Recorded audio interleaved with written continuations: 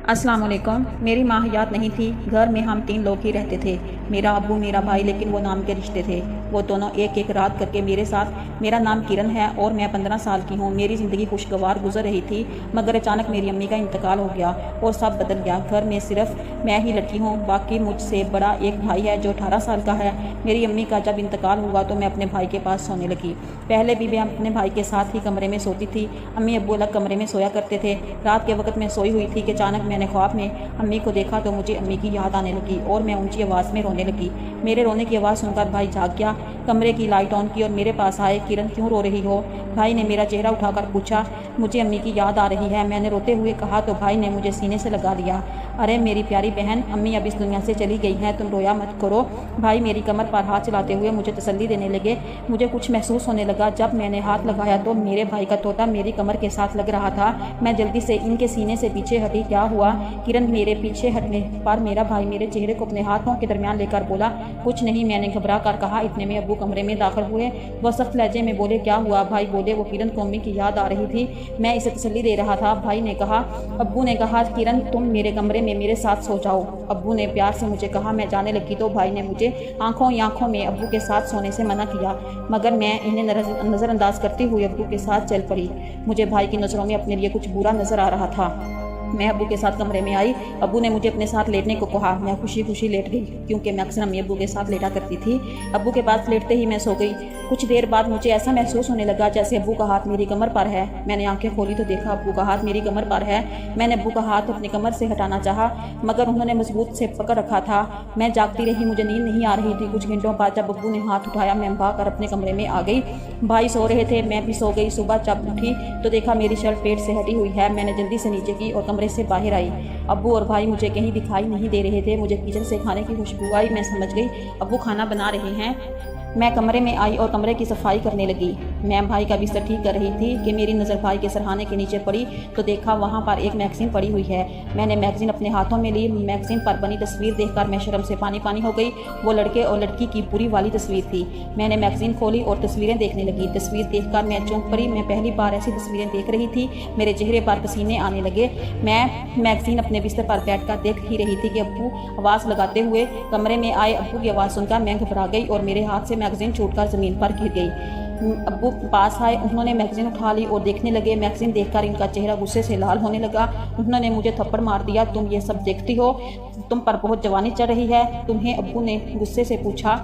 नहीं अब्बू, ऐसी बात नहीं है, मैं ऐसी नहीं हूँ, बल्कि ये मैगज़ीन भाई की है, इन्हीं के बिस्तर से निकली है। मैंने रोते हुए अब्बू को सच बताया। इतने में भाई भी वॉशरूम से बाहर निकल आए और मैगज़ीन अब्बू के हाथ में देखकर सहम गए। ये तुम्हारी मैगज़ीन है? अब्बू भाई की तरफ देखकर बोले।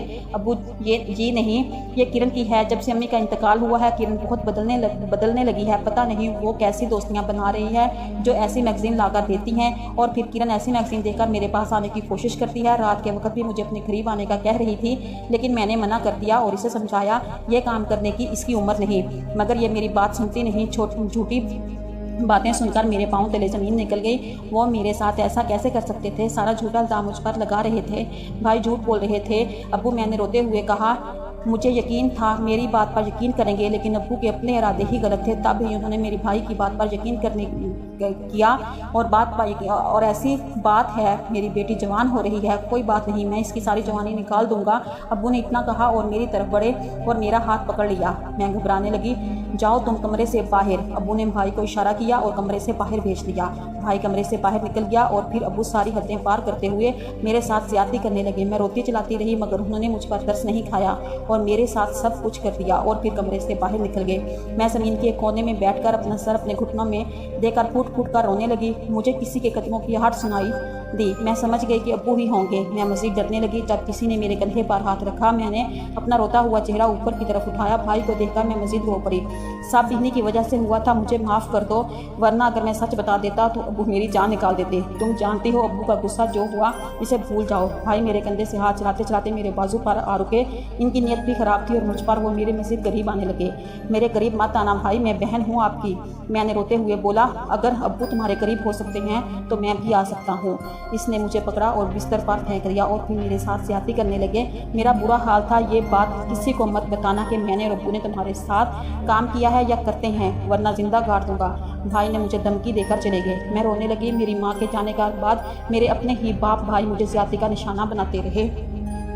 एक बार ऐसा करने के बाद उन दोनों को आदत पड़ गई और भाई हर रोज़ मेरे साथ ऐसा करने लगे। अब्बू कभी कभी करते।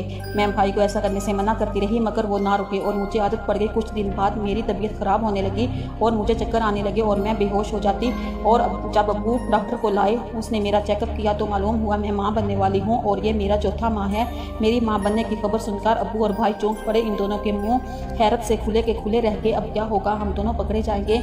मेरी माँ बनने की खबर सुनकर भाई डर गया। अब्बू ने से आंखें निकाली और खामोश रहने का कहा और खुद डॉक्टर से कहने लगे वो मेरे बच्चे को मार दें। आपकी बच्ची बहुत कम उम्र है और चौथा माह है, बहुत मुश्किल केस है। डॉक्टर ने सच बताया। अब्बू ने जल्दी से डॉक्टर को 4 लाख दिया और कहा जो भी होगा बस इस बच्चे को मार दो। अब्बू की बात सुनकर मेरी आंखों में आंसू आ गए।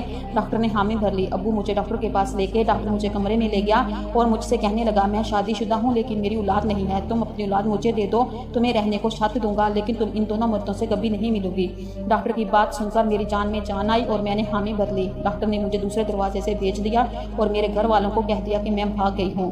वो कुछ ना बोले क्योंकि वो मुजरम थे। डॉक्टर मुझे अपने घर ले गया और अपनी बीवी से मिलवाया और सारी कहानी सुनाई तो मुझे अपने पास रखने को मान गई और मेरी ज़िंदगी हंसी खुशी गुजरने लगी। अगर आपको कहानी अच्छी लगी है तो प्लीज़ ज़्यादा से ज़्यादा शेयर कीजिए, लाइक कीजिए और इस तरह की मज़ीद कहानियाँ सुनने के लिए हमारे चैनल को सब्सक्राइब कीजिए। शुक्रिया। अल्लाह हाफ़िज़।